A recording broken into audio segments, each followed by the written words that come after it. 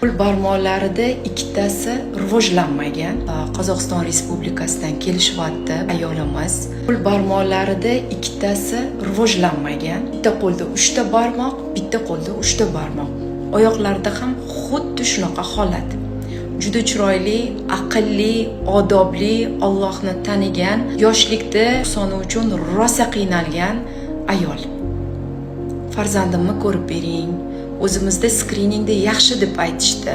Sizni niyat qilgandim, siz ham ko'rib bering deb birinchi skriningda kelyaptilar. Birinchi skrining bilasiz 12 haftadan 14 haftagacha bolacha kichkina bo'ladi. 50 gram bo'ladi. 50 gram ichida uni sog'lig'ini siz ko'ra olishingiz kerak, aytishingiz kerak, bayon etishingiz kerak.